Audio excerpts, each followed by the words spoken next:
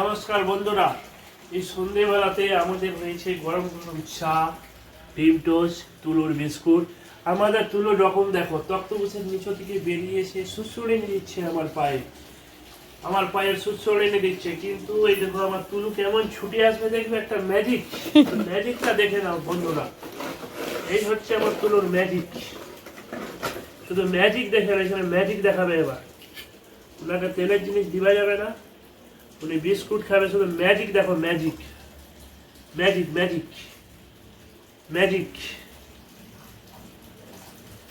চা, মোটামুটি চা বিস্কুট খাবার জন্য আমাদের তুলু একবারে প্রস্তুত। কখন দিবে চা বিস্কুট, যদি একবার শুনে নেয় যে চা বিস্কুট হয়েছে, সেখান থেকে আর লড়বে না একদমই বন্ধুরা।